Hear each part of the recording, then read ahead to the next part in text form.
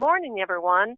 Welcome to our professional liability webinar, and this is our Professional Lines Basics course, which we're very, very lucky to have Kevin Willis of USLI teaching today. My name is Anae Augustini. I'm CEO of CID Insurance Programs.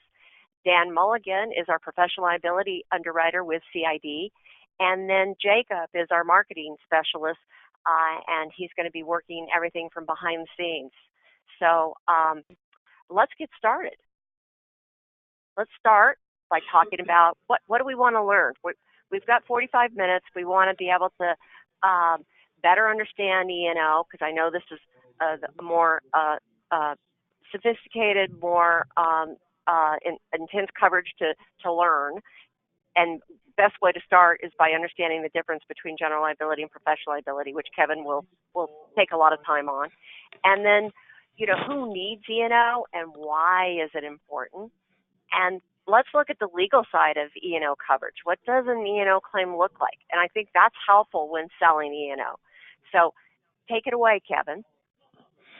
Good morning, everybody. Thank you, Anae.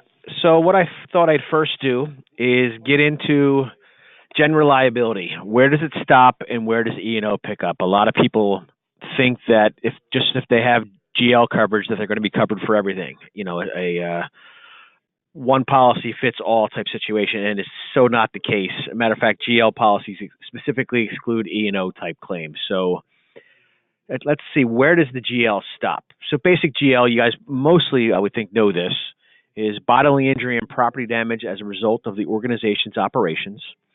A lot of times it'll cover personal and advertising injury, and you'll have products and completed ops coverage within a basic GL coverage policy form. Sometimes, and most often, you'll get slips, trips, and falls at the organization's premises, property damage to others' property as a result of the organization's activities, libel or slander as a result of the organization's communications, the selling or providing of goods to the public, and damage premises rented to you. So those are pretty common coverages that you find on GL policies. Some policies may give you some extensions. That could be abuse and molestation. Sometimes, every once in a while, you get a little supplement for errors and omissions resulting from professional services. That's not that common, but you may see that. Some carriers will do that. And typically, that's where there really isn't a tremendous amount of E&O exposure. And most often, when that does occur, it's very, very limited.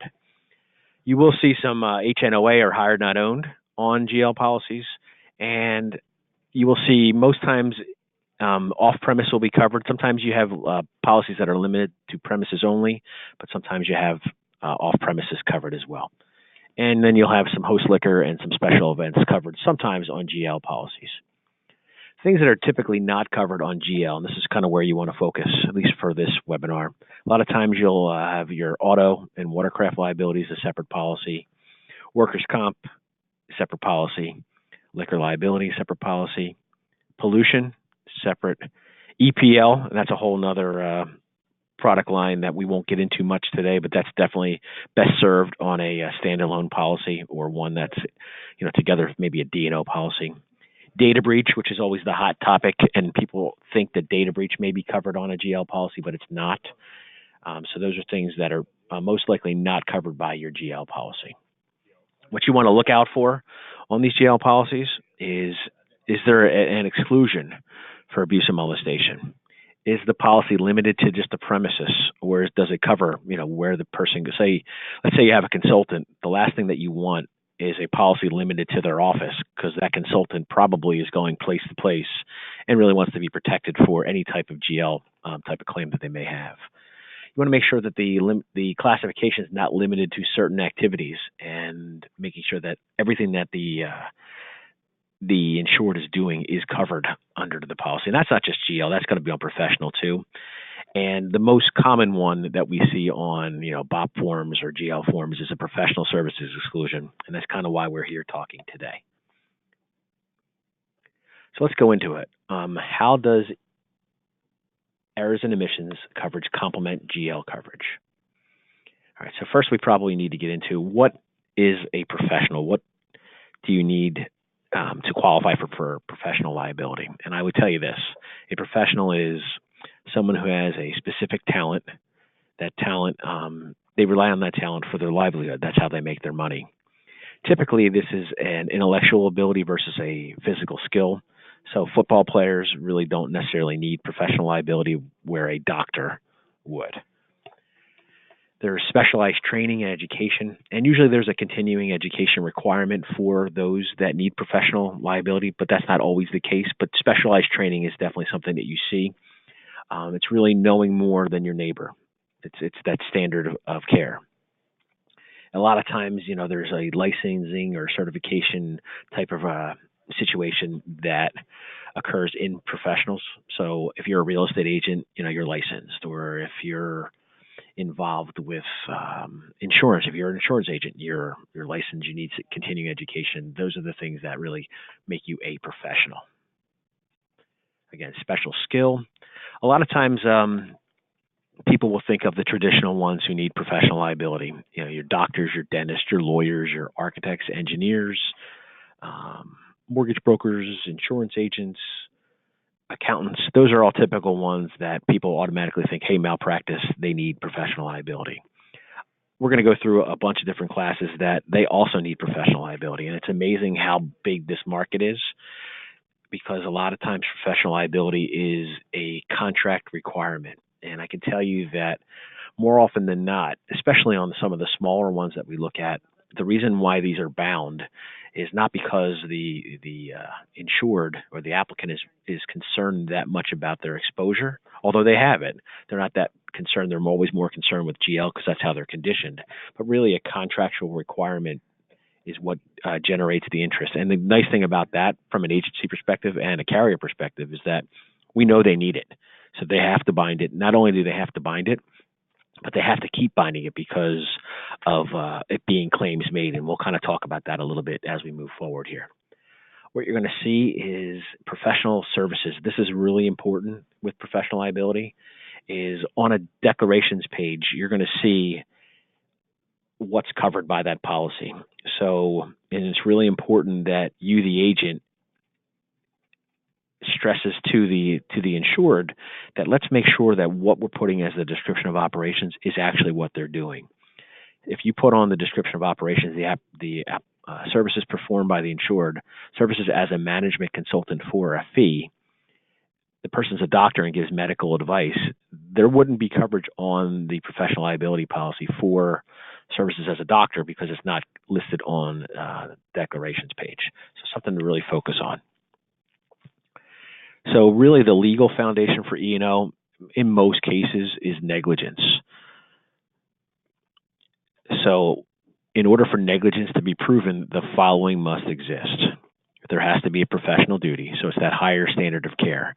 So if someone comes to you, say you're an insurance agent, people come to you to recommend insurance coverages. You'll do a higher standard than if they went to someone else, a grocery store clerk, and asked about insurance. They're not held to that same standard of care because you have more training. That's your livelihood. So there has to be a professional duty, a breach of that duty or failure to conform to the standards of that duty. So that's the actual negligence. Then there has to be a causal connection between the two. So the conduct and the injury itself, it's called proximate cause. And then damage resulting to the plaintiff from the act, error, or an omission. So it actually has to be from that action of the plaintiff. So the client relies on the expertise. Due to this relationship, the client can suffer financial loss. Now, typically, it is financial loss. It's not bodily injury. It's not property damage. There are some exceptions to that, but most of the time, it is financial loss that you're looking for. And if the client feels financial loss should have or could have been avoided, they will allege negligence on part of the professional. So I say 9 out of 10 times I get a claim, it always is due to the negligence of our insured. They should have known not to do something. They should have known not to recommend this product. They should have known that they had to follow a certain tax statute and they didn't do it. Therefore, their client did not pay the proper amount to the IRS. It's always something that they should have known or should have done and didn't do, for the most part. There are a couple other things, though, that E&O policies can cover. these are things that you want to really take a look at and make sure that if your insured performs things that have these exposures, that you have coverage, because a lot of forms will exclude it unless you actually ask for them to be included. So the first one that comes up here is intellectual property. So what intellectual property really, trademark, service mark, trade dress, copyright, things like that. So the analogy that I always look at or talk about is, think about like a Coke can or a Pepsi, something like that. Pepsi and Coke, both companies, they have hundreds of people employed, and all their jobs are to do is to look around to see if there's anything out there that is infringing upon their intellectual property rights. They surf the internet, they drive around, and what happens is that a lot of times all they want you to do is stop doing it. That's the first order of business. They're going to go and say, hey, it looks like you're somehow using our logo or something that resembles our logo, and what we would ask you to do is stop doing that because you're hurting our brand. If you refuse to do it, at that point they'll sue. So you can see people involved in like the creative type classes. That's like your marketing consultants, your graphic designers, advertising agencies, media buyers, anybody who's involved in marketing, graphic design, those type things. They have an exposure. They could unknowingly be using something that Coke has trademarked, and they just need to make sure that they have coverage in the case that they don't do it on purpose, but somehow they've infringed on some property. I always talk about in some of my classes, and this kind of dates me to a point, but does anyone out there ever hear of the WWF? And usually the room will be split, and some people in the room will say the World Wildlife Foundation or Federation. World Wildlife Foundation.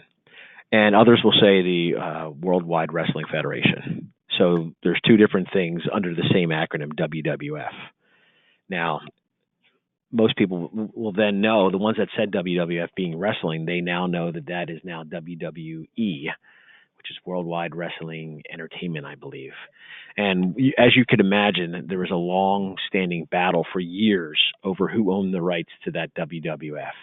And they fought tooth and nail. I mean, some of the CEO of the WWE now is a hard-headed guy who fought tooth and nail, hundreds and hundreds of thousands of dollars worth of lawyers' fees and damages were wound up being paid. And as you could probably know, that the World Wildlife Fund is still in existence, and the WWE is now wrestling. So that's just a far-fetched example of intellectual property, but those are the type of things that come up when you're looking at intellectual property. You have some other things that are covered on E&O policies as well. Consumer protection law, fair housing regulation. So a lot of times, maybe if you're a collection agency and you robo-dial people, you're violating the Telephone Consumer Protection Act. So those are the type of things that you may want to see if you can find coverage for if you have that type of organization. So just be aware that most policies don't have those coverages unless you ask for them, and then a lot of times you can buy them back. It just depends on the carrier, and it depends on the type of risk. Hi, Kevin. So I wanted to interject just for a moment. Please. Typically, my slide at the beginning will tell me that that to tell everybody they're on mute. So I think everyone's figured that out by now. But we encourage questions to be asked, and as we go throughout. So if you incur, like a question comes up while Kevin's talking, please chat it in, and we will answer it as we go. Thanks. All right, thanks. I needed a breath anyway. So let's get into who needs E&O coverage. So as we mentioned, it's your typical classes, your doctors and your dentists and things like that. But the slide I have here, and I'm not going to read through all these statistics, but the point of this slide here is to talk about how this is just a growing opportunity. And there are more and more people every single year that work in the service industry. And most of these people are going to require E&O. A lot of times there's cyber requirements in the E&O contract, like in the contract. But the point of it is that they require coverage today, and they require this coverage to be in place for years to come. So it's really a nice niche to get into. Most people have an expertise in some sort of GL, some property. Every agency that I know of, most people write GL property. But I can tell you that most people don't write E&O. They may write a few policies here and there. So I can tell you that with Dan's help, and Dan is a great resource for professional liability, that just knowing a little bit about it means you know much more than most people. So he's a great resource. It's a great way to cross-sell your book. And I can tell you, once you have the professional liability in place, most times it stays. You're not going to lose accounts to other agents because you have locked down the professional. And many of the products that we offer within professional lines here at USLI retains itself at almost 90%. So it's something that there's good premium, and it retains itself. So it's something that you really want to take a look at when you're looking to grow your organization outside of what you normally can do. So again, lawyers, doctors, dentists, architects, engineers, they're your typical ones. But then let's keep going through. Tech is a huge area for growth. Every day it grows. And the great thing about tech accounts is sometimes they start small, mom and pop type shops, 1 or 2 person opportunities. And I can't tell you how many times you see these things grow from a $100,000 revenue account to a $15 million revenue account in the course of 5 years. Tech is just such a growing aspect of our economy, and it's something that we all love to write. So that's an area where if you're looking for an area to target, tech is always a great place. Another great place is a staffing company. So if you can get a staffing company in the technology space, you really hit the lottery, because not only do you get the employment agency, which is usually a nice size account, you can usually get all the independent contractors that are working for the employment agency as they go out and do their jobs. That's a nice one. So anybody who does consulting work, and that's the big thing. Everybody's a consultant in some fashion, but consulting is a big one. Management consultant is a huge class of business for us, one that we really like to write, and it's very broad. So anybody who's providing any type of business type consulting services is a class that does need professional liability, and one that you should find a lot of opportunity with, not just us as a carrier, but in general, lots of carriers like to write consultants. If you keep going through, my mouse is a little bit faster than I am, so sorry about that. Insurance agents, we talked about that a little bit. Claims adjusters, accountants, tax preparers, billing services is definitely something where you see, not only do you see the need for insurance, but we pay a lot of claims in these areas. Lots of claims. You can imagine if you're a claims adjuster and you just served an area that just had a natural disaster. If something didn't go right, you're going to be sued. And if something didn't go right for one person, it doesn't go right for multiple people. So there are many times when you have natural disasters that we wind up paying on the back end, not necessarily for the disaster itself, but the screw up of the claims adjuster. So you'll see that a lot. With billing services, you see a lot of errors, and that tends to compound themselves because it's the same thing. They've made the same error over and over again. And once it's discovered, then there's back payments of hundreds of thousands of dollars because of overcharging for billing. Real estate agents, property managers is just another area where you need E&O, and you can probably see that pretty clearly. Allied health is one that, especially in California, is something that we see a ton of activity. Lots of stuff going on in this space. Lots of people working as home health aides, and in the mental health space, any type of physical therapy, behavioral therapy, that type of stuff is really common. And it's something that they definitely need some E&O. We kind of got into the marketing consulting, graphic design. You have a lot of intellectual property exposure, lots of personal injury type exposure, media. There's a lot of coverage needs there, and classes that you can definitely target. And that's another area where you see lots of growth from a revenue perspective and a premium perspective. So getting in on the ground floor on a small advertising agency is a great thing, because you're just going to see that account grow over time. So you're probably asking yourself, what does a claim actually look like? How do I sell this thing? And one of the easiest things to do when you're talking about a particular coverage, whether it's an EPLI, which usually is an easy one to talk about claims, or E&O, is to kind of talk about what's a claim look like. So I have a couple up here. This is one. I'm going to try and go through it pretty quickly here, but this is one where we had a claim was filed against an accountant by an individual that recently had purchased a local hair salon. It was a suit that alleged false tax returns had been prepared on behalf of the original owner with the knowledge that purchasers would rely on them. So they put together false tax returns, or this is what they were being accused of. So they put together false tax returns, and these tax returns with revenues and those type things were used in the due diligence of the person who was buying the business. And it turns out that they were false. The documents that they relied on were inaccurate. So the accountant had done the salon's tax return since 2009, and all tax returns were prepared based solely on the information that had been provided to them. The accountant was not engaged or obligated to verify the accuracy. In 2017, the accounting firm had received a subpoena to produce their tax files since it was determined that they had prepared both an original and an amended tax return for 2013 and 2014. They could not locate the documentation, forced them to need to amend the returns. So the new owner operated the salon for 30 months and claimed she lost money every month. The total claim was $467. So the interesting thing here is that the accountant was not obligated to make sure that the information provided to them was accurate, but what they were required to do is document all changes. So the accounting firm kept very little documentation, so it couldn't be proven what actual documentation was provided to cause them to file an amended tax return, nor could they prove whether they sent the amended return directly to the IRS or sent it to the salon owner to file with the IRS. So the insurance carrier wound up paying $53,000 to defend and $80,000 in restitution, where quite honestly, it was a fraudulent situation by the old salon owner. But our accounting firm was negligent in the process and procedures of taking the due diligence to actually notate files and do the right thing. So again, carrier paid out $130,000, where really it was a fraudulent situation.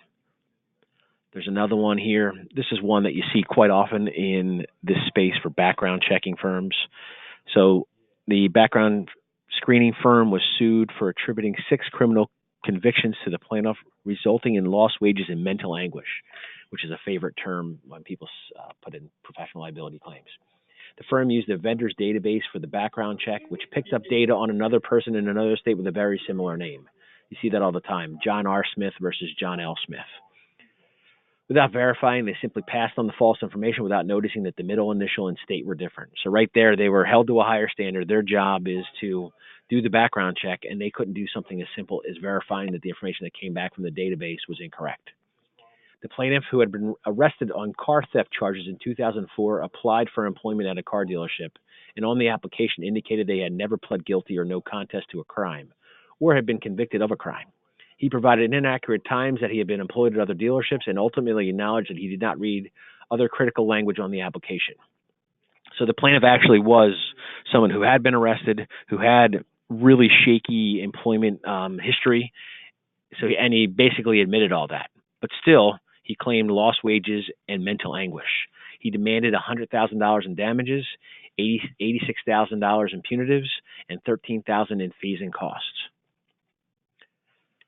A little more background: the plaintiff was a car salesman, and the most he had ever earned in the past was $20,000, and in this capacity, it was only going to be $10,000. As the top salesman at the car agency made $46,000. Unfortunately, during discovery, it was determined that the defendant was undergoing a change in management and that there was an insufficient protocol in place for maximizing the accuracy of information. The plaintiff's counsel stated that the theft conviction did not have to be disclosed due to the state statute of limitations and attempted to discredit the entire operation, therefore exposed the defendant to a multitude of suits and faulty background checks.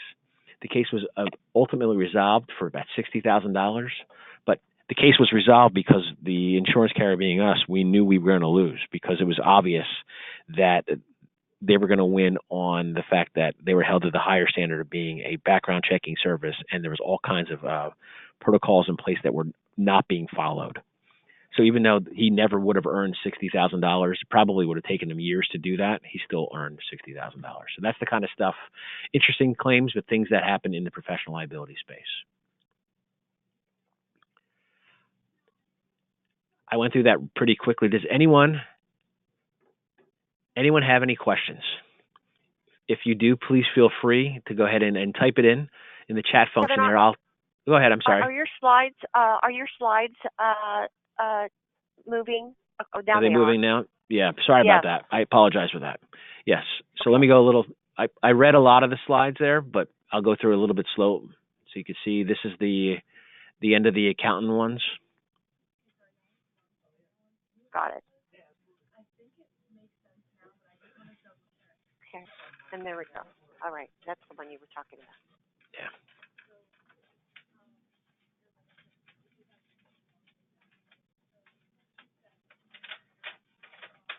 Okay, so I have a question. I'm going to read it out loud. We'll read it together. Which E&O classification would you write a business that is a government contracting consulting company? They do management consulting, information and security, IT consulting, and risk management. So that one, it sounds like a combo where you want to make sure that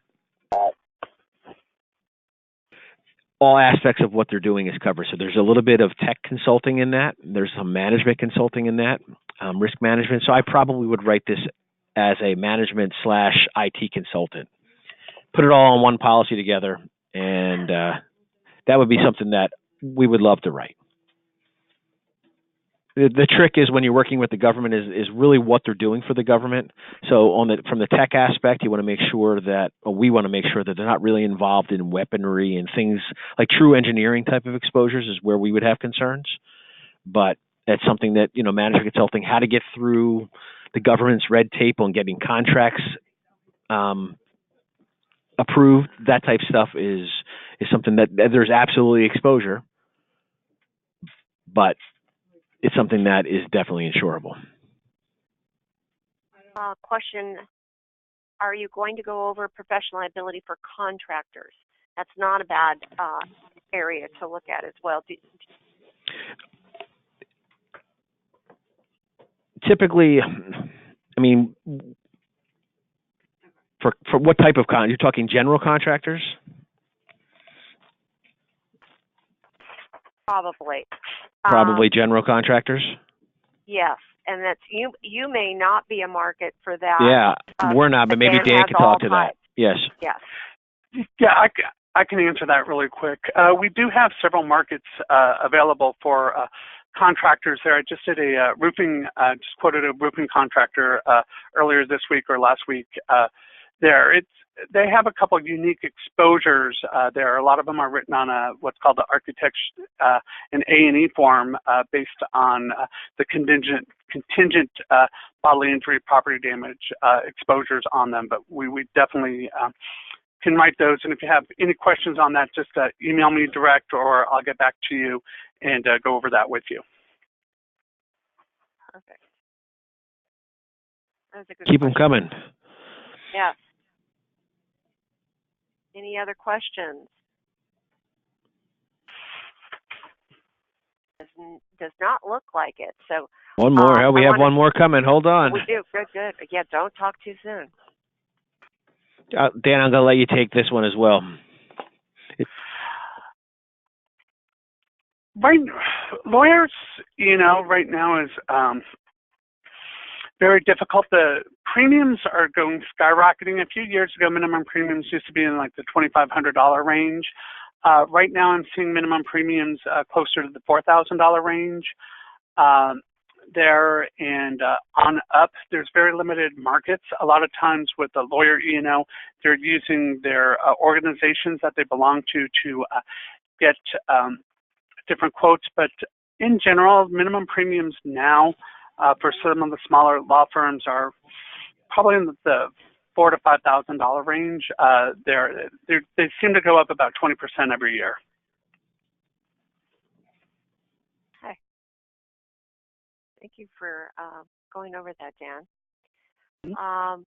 So let's see. Why don't we go to the next screen, and if we've got, as someone comes in with another question, we can quickly we could take the time and answer that one as well.